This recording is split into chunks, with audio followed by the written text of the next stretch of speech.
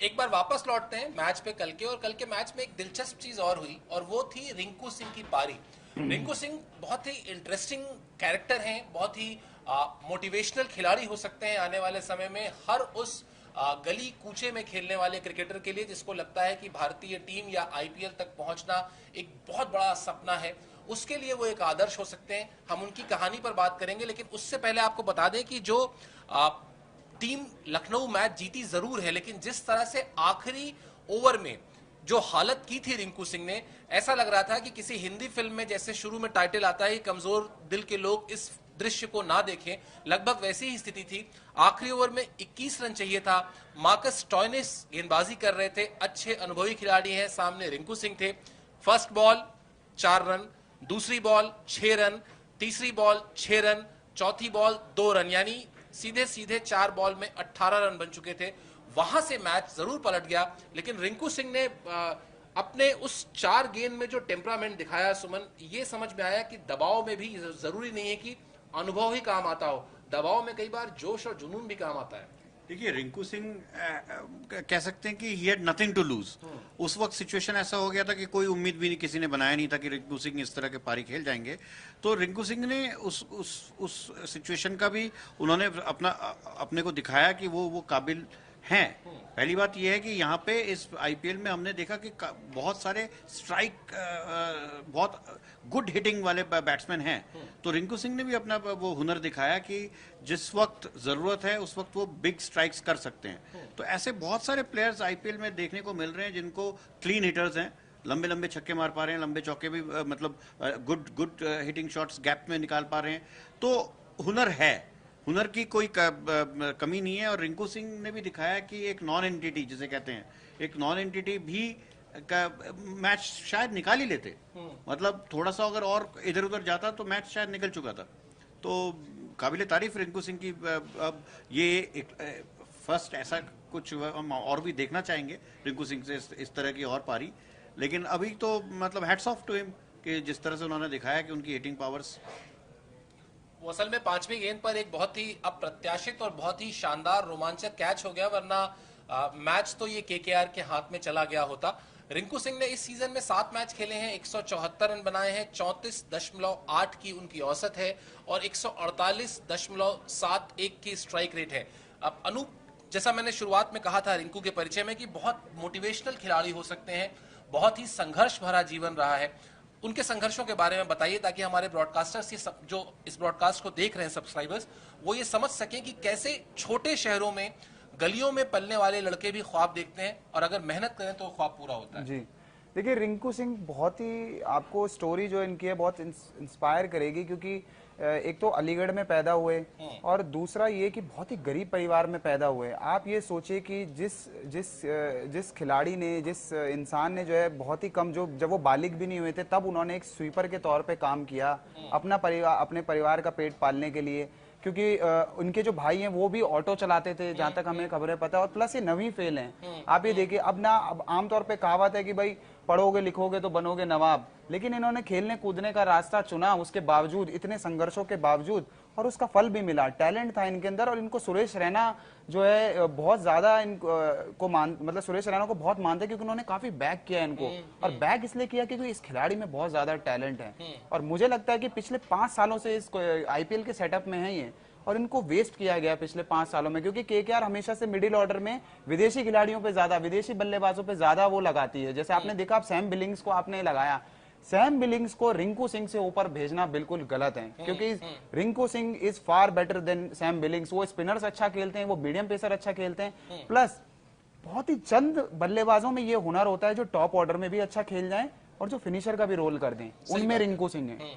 जैसे सूर्य कुमार में, बहुत बड़ा नाम है वैसे, सूर्य कुमार यादव से कहना भी बहुत वो होगा, बड़ी बात होगी, लेकिन सूर्य कुमार यादव में वो हुनर है, वो नंबर 3 पे भी खेल सकते हैं, नंबर 5, 6, 7 कहीं भी खेल सकते हैं वो। रिंकू सिंह में भी वो बात है, और शायद अब जाके जो है, जब ये 7 मैच इन्होंने खेले आईपीएल के, अब जाके शायद कोलकाता को पता चला। लेकिन अगर कोलकाता ने अभी भी ये सोचा कि ये फिनिशर के तौर पे ही इनको हम यूज करेंगे तो ये गलत होगा, क्योंकि ये नंबर 4 के प्लेयर हैं जहां तक मुझे लगता है, क्योंकि स्पिन बहुत अच्छा खेलते हैं। और कल इन्होंने जिस तरह से 15 बॉलों में जो है पूरा मैच बदला है। लेकिन फिर भी रिंकू सिंह से मेरे को एक शिकायत है, क्योंकि जब आपको 2 गेंद में 3 रन चाहिए थे तो आपको धोनी को याद करना चाहिए था, जो कहते हैं कि आखिरी बॉल तक ले जाओ मैच को। उन्होंने एक बॉल पहले फिनिश करने की कोशिश की उस बॉल, क्योंकि जो जिस तरह से उन्होंने हवा में शॉट खेला, सब एविन लुइस के कैच की बात करें, लेकिन वो मौका किसने दिया? वो रिंकू सिंह ने ही दिया वो मौका। तो अगर वो कल जिता जाते ना मैच, तो बात कुछ और ही होती है। आज रिंकू सिंह की जो बात हो रही है ना, आज जो शो हमारा शुरू होता है वो रिंकू सिंह से ही शुरू होता है, जहां तक मुझे लगता है। तो फिर भी कुल मिला के जो है बहुत मतलब ब्राइट प्रोस्पेक्ट है, और मुझे लगता है कि इनको आगे ऊपर अपर ऑर्डर में यूज करना चाहिए, नंबर 4 कम से कम। बिल्कुल सही कहा आपने कि अगर रिंकू सिंह ने वो कैच जो, और उस शॉट में उस तरह से ताकत भी नहीं दिखाई दी जो ताकत उससे पहले के शॉट्स में थी, अगर वो कैच नहीं हुआ होता तो आज निश्चित तौर पर हम रिंकू सिंह की बात कर रहे होते और हम ही बात नहीं कर रहे होते, अभी टीम ओनर्स बात कर रहे होते कि यार अब अगली बार इसको प्लेयर को ना, ये जितना पे भी खरीदा है इससे दुगुना तिगुना जितना भी मांगता है इसको दो, इतने प्रेशर मैच में वो लाकर दे रहा है। स्ट्रगल की उनकी कहानी एक मैंने भी कहीं पढ़ी कि वो ऐसे ही कोई घरेलू टूर्नामेंट खेलने गए थे और उससे पहले घर पे मार भी पड़ती थी जब खेलने जाते थे, क्योंकि जैसा अनूप ने कहा, पढ़ोगे लिखोगे तो बनोगे नवाब, खेलोगे कूदोगे तो होगे खराब। तो बहुत सारे बच्चों की कुटाई इसी बात पे होती रही है, हम लोग की भी हुई है थोड़ी बहुत, लेकिन कहते हैं कि वो वहां पर वो गए, वो उस मैच में उन्होंने बहुत अच्छी परफॉर्मेंस की, उनको इनाम के तौर पर एक बाइक मिली। जब बाइक उनको मिली तब उनके पिता ने पहली बार उनको कहा कि अच्छा ठीक है, अब इस बाइक से मैं सिलेंडर बांटूंगा और तुम खेल सकते हो। तो वहां से उनको खेलने का लाइसेंस मिला। आज पूरे भारत में आईपीएल जहां जहां दुनिया में देखा जाता है वहां पर रिंकू सिंह को लोग जानते हैं, और यही एक मोटिवेशन होता है, यही वो रास्ता दिखाता है, प्रेरणा होती है। जब आप छोटे शहरों से हो, संघर्ष के दिन आपने देखे हो, लेकिन आपको आसमान की ऊंचाइयों तक जाने से कोई नहीं रोक सकता अगर आपके अंदर जोश और जज्बा हो। 24 साल के हैं सुमन अभी रिंकू, आप देखते हैं उनको भारतीय टीम में? मेरे हिसाब से रिंकू सिंह जैसे खिलाड़ी अगर भारतीय टीम में आए तो बहुत बड़ा मतलब एक रेवोल्यूशन टाइप का आएगा, क्योंकि देखिए कपिल देव से शुरू हुआ था ये रेवोल्यूशन, क्योंकि कपिल देव को मतलब इतना बड़ा खिलाड़ी गांव से, मतलब ऐसा कोई उनका क्रिकेटिंग इतिहास नहीं है, कोई जिसे कहते हैं माई बाप नहीं है, और एक ऐसे जगह से जहां से मुंबई जैसे मतलब दिग्गज क्रिकेटर्स देते हैं वहां से नहीं है। तो अगर रिंकू सिंह जैसे खिलाड़ी, जैसे अनूप ने बताया उनके इतिहास के बारे में, वो कहाँ से आए हैं, क्या उनका बैकग्राउंड रहा है, तो एक तरह से तो हर कोई भी इंसान ये उम्मीद रख सकता है, ख्वाब देख सकता है। ख्वाब देखना बहुत ज़रूरी है, क्योंकि क्रिकेट ऐसा है कि क्रिकेट भारतीयों के खून में है, तो हर एक भारतीय क्रिकेट को जीता है। हर वक्त हम देखते हैं कि हर कोई इंसान कमेंट्री सुनता है, इंडियन जब मैच खेलते हैं, आईपीएल के मैच खेलते हैं, मैं मेट्रो से जब लौट भी रहा होता हूं तो हर कोई लगा रहता है अपना मैच देखने के उसमें कि कौन क्या कर रहा है, कितना डिटेल में बारीकी से देखना चाहते हैं। तो ये बहुत इम्पोर्टेंट चीज है कि रिंकू सिंह जैसे खिलाड़ी को हम सैल्यूट करें, उनको मतलब उनको उसके हौसले को अफजाई भी करें, और कहीं ना कहीं ऐसे खिलाड़ी को बिल्कुल इंडियन टीम में आना चाहिए।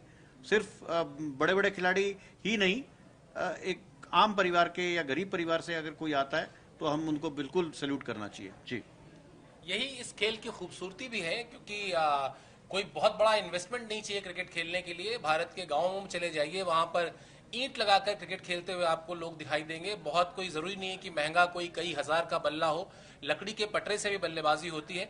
ख्वाब बड़े होने चाहिए, और ख्वाब जब बड़े होते हैं तो रिंकू सिंह जैसे खिलाड़ी सामने आते हैं, जिन पर आज हम चर्चा कर रहे हैं। जम्मू से उमरान मलिक जैसे खिलाड़ी निकल कर आते हैं, जहां हम आतंकवाद की अक्सर चर्चा करते हैं, वहां वो आतंकियों को मुंह तोड़ जवाब देते हैं, और वहां से निकलकर आईपीएल खेलने आते हैं और देश में लोग उनको जानते हैं। तो इस तरह के खिलाड़ियों पर कभी हम एक जरूर सीरीज करेंगे, क्योंकि इस तरह के खिलाड़ियों की कहानी लोगों को पता चलनी चाहिए, उनको पता चलना चाहिए कि सपने देखने कितना जरूरी है। फिलहाल हम सपने नहीं देखेंगे, क्योंकि हमको अभी और भी सुबह भी इस तरह के एक शो को लेकर आना है आपके पास, तो जुड़िएगा हमारे साथ। फिलहाल के लिए मेरी तरफ से, अनूप की तरफ से और सुमन की तरफ से बहुत बहुत धन्यवाद।